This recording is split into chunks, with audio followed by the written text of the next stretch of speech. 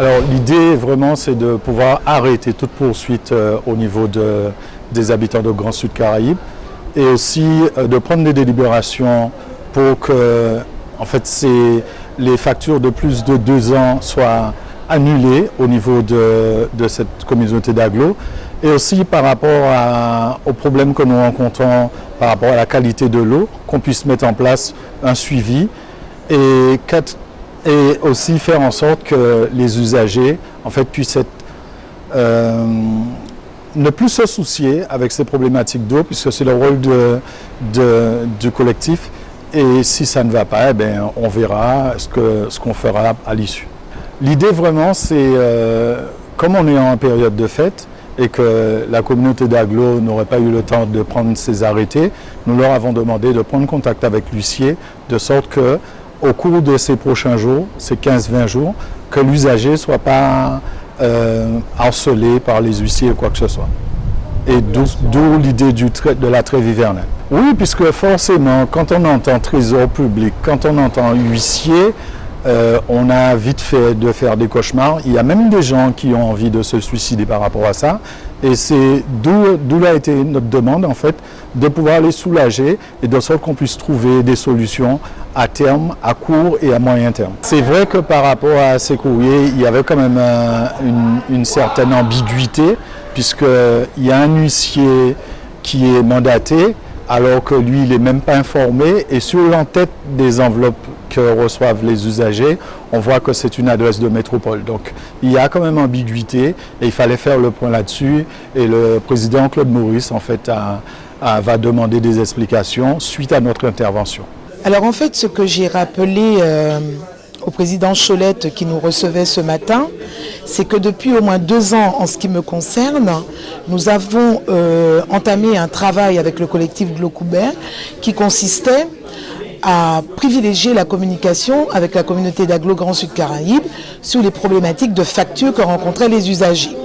À ce jour, donc 2 ans après, ces lettres n'ont rencontré aucune réponse, ni dans un sens, ni dans l'autre, alors que, dans le même temps, nous constatons que parfois les mêmes usagers qui ont fait cette démarche amiable sont concernés par les lettres d'huissiers que nous recevons en masse depuis au moins 2 semaines, 3 semaines sur le sud Basse-Terre. Écoutez, la difficulté qu'on peut relever, c'est qu'une institution comme la communauté d'agglo Grand Sud Caraïbes n'a pas signé de convention, vous savez, de médiation.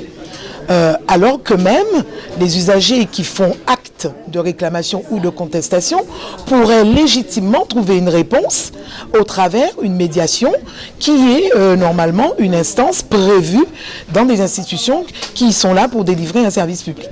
Or, ça ne fonctionne pas. Vous pouvez vous renseigner au niveau de l'Office de l'eau. Madame Raboteur, qui est la correspondante locale du médiateur de l'eau, n'a pas pu obtenir la signature de cette convention avec la communauté d'agglo Grand Sud Caraïbes. Néanmoins, tout citoyen qui fait une démarche amiable dans le but de trouver une solution devrait, en toute légitimité, légalité, trouver une réponse de la part de celui qui l'interpelle.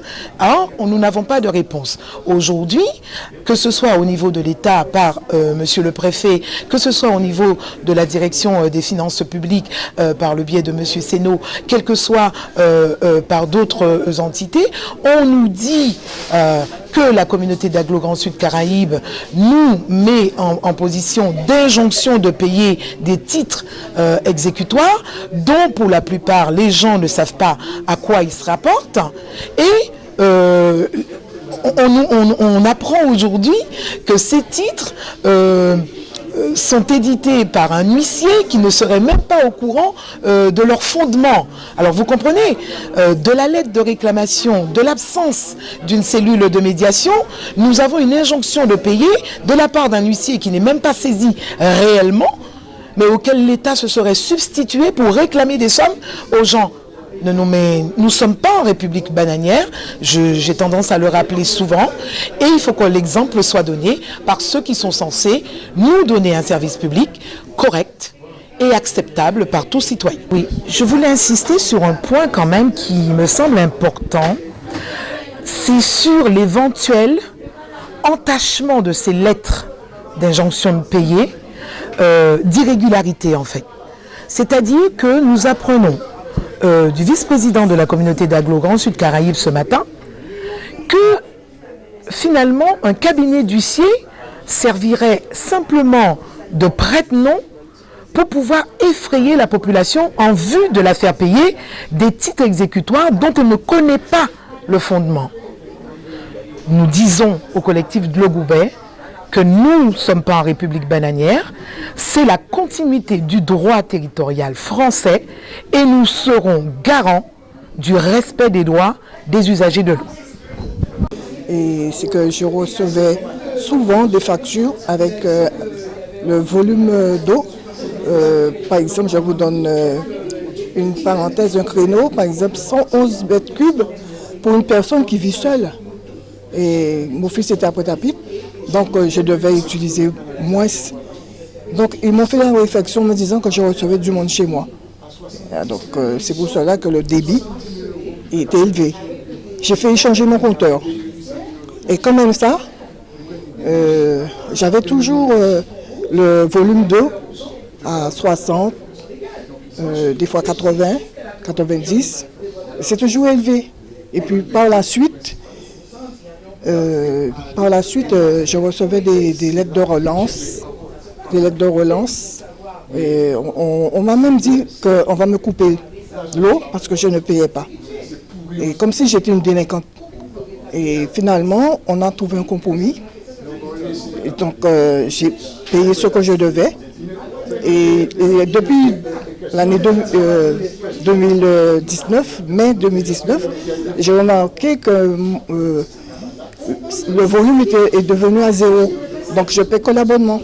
J'ai 3 factures, vous pouvez vérifier, que j'ai payé à 24 €. Je n'ai pas trouvé de réponse jusqu'à maintenant. On m'a dit simplement que mon index, pour l'instant, est plus bas que le chiffre qu'ils ont, par exemple, prononcé. Parce qu'il y a un chiffre au niveau de l'index.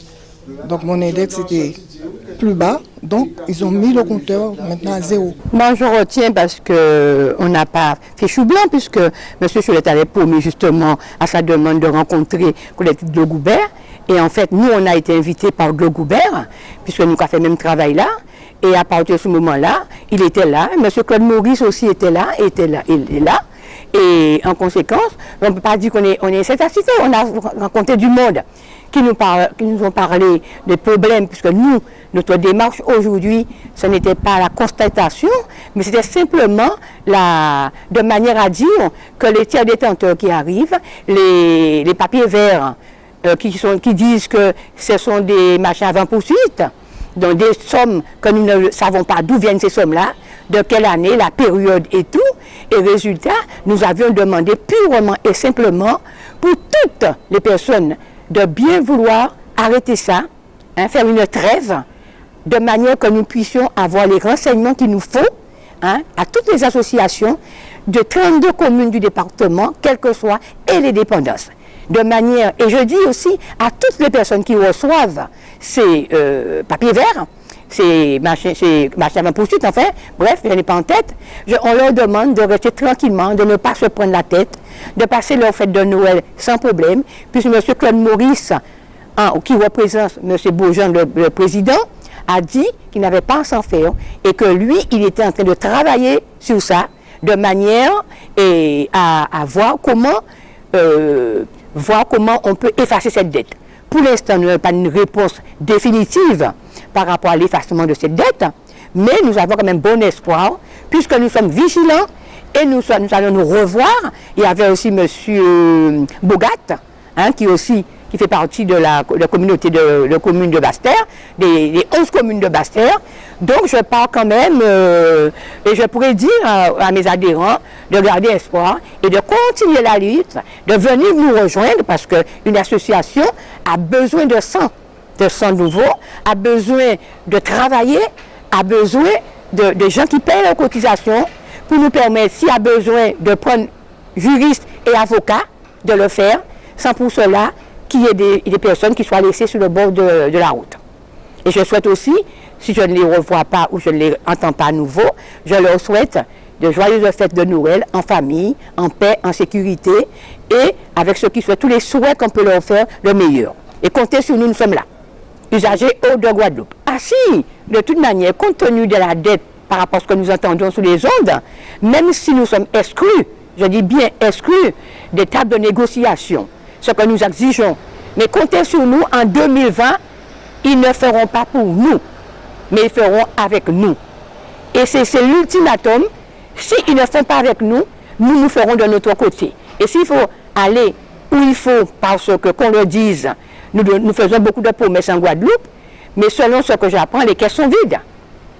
Alors, résultat, nous allons mettre toutes les chances de notre côté, les moyens qui nous ont mis à disposition, de manière à faire respecter, puis au respecter peuple-là.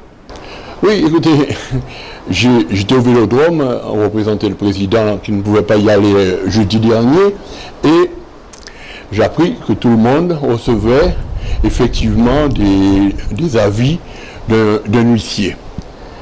Et que c'est moi, je dis bien, hein, qui aurais donné des ordres à l'huissier. C'est pas possible, donc j'ai demandé qu'on se réunisse et qu'on puisse discuter. Donc ce matin, ils sont venus, vous avez eu voir, je crois, une trentaine ou une vingtaine, avec les avis de perception et les avis qu'ils ont reçus. Ce sont les avis qui proviennent d'un huissier. Je dis bien un huissier de justice qui leur demande de venir payer chez eux et de... Comme quoi, c'est très grave. Enfin, bon, vous allez voir ce qui est marqué sur le papier. Mais moi, ce que je trouve encore plus grave, c'est que l'État, le percepteur qui doit s'occuper d'entrer là, a donné à un huissier. Parce qu'ils connaissent, c'est pas anodin, hein. Ils savent bien que nous, en Guadeloupe, nous avons un peu peur des huissiers. Alors, ils donnent à un huissier, ils donnent l'adresse de l'huissier, qu'on vienne payer chez l'huissier. Mais le pire, c'est que ce n'est pas l'huissier qui envoie les imprimés. Il y a simplement son nom dessus, comme il me l'a dit lui-même, parce que je l'ai appelé l'huissier pour savoir qu'est-ce que c'était que ça. Où il m'a dit non, moi, ils mettent mon nom, et comme ça, les gens doivent venir payer chez moi. Moi, j'en déduis deux choses. L'État ne veut pas que les gens viennent, s'il y a des réclamations, ou payer chez eux, c'est-à-dire à la perception de Basse-Terre. Ils n'ont pas de personnel, alors ils dégagent sur un huissier en disant c'est la KSBT qui fait l'huissier envoyer les papiers. Non, j'ai émis des titres de recettes. L'État doit faire entrer l'argent. Ils sont restés combien d'années sans faire le nécessaire. Et je répète, comme ils n'ont pas fait le nécessaire et que maintenant on menace, nous, KSBT, d'attaquer l'État, alors ils essaient de faire semblant, de faire peur aux gens pour payer. Voilà la vérité. Monsieur, j'ai 20 millions, enfin quand je dis j'ai, la KSBT a 20 millions de titres de recettes. Le percepteur ne les a jamais contestés. Nous avons voté notre compte administratif et ils ont voté leur compte de gestion. Dans le compte de gestion, et même la Chambre régionale des comptes qui vient de nous vérifier m'a jamais dit « Ah, sur les 20 millions, il faudrait enlever 15 ou 5 ou 10 millions de titres de recettes. » Ça veut dire qu'ils sont valables pour moi. L'État doit faire en sorte de faire entrer l'argent dont j'ai déposé les titres de recettes chez eux depuis plusieurs années. Voilà la vérité. Mais ce qu'ils demandent, seulement c'est l'État, mais moi non, moi je ne peux pas jouer dessus. Je peux simplement demander aux percepteurs, comme ils ont demandé, de suspendre les poursuites pour l'instant, en examinant, comme nous avons commencé à le faire avec une commission, je dis bien, toutes les factures et tous les titres de recettes qui ont été émises, parfois depuis 2018, 2017. Nous n'étions pas encore à la manette, hein, je répète. Hein. Moi, je suis là depuis avril 2019. J'essaie, avec le président Joël Beaugendre et une équipe, mettre de l'ordre dans la KSBT. Et figurez-vous, il y a pas mal de travail pour ça. Non, il ne peut pas y avoir d'approximatisation, monsieur. Quand vous devez telle une somme réelle. On ne fait pas d'approximation. On va faire ce qu'il y a à faire pour retrouver exactement qu'est-ce qui s'est passé. Et à ce moment-là, on va négocier avec, s'il y a vraiment des problèmes, on va négocier et on va trouver une solution entre Guadeloupéens pour régler ce problème de l'eau, des factures qui ne sont pas exorbitantes. Mais c'est vrai, ils ont raison, et je le répète, ceux qui reçoivent ces genres de factures ont raison, hein. Ils ont entièrement raison. Et je ne veux pas qu'on aille saisir le compte en banque de quiconque et qu'on demande à quiconque de payer ce qu'ils ne doivent pas. Mais il faut que ceux qui doivent payer aussi. Je crois qu'il y a un malentendu pour les administrations. Je dis que les administrations, je répète, avaient des compteurs bloqués. Ils ne payaient qu'une toute petite somme puisque les compteurs étaient bloqués. Et on ne pas vrai ça à la brio. Maintenant, j'ai fait changer les compteurs des administrations, mettre des compteurs qui tournent. Et croyez-moi, je peux vous montrer la différence qu'il y a entre avant et depuis juillet 2019.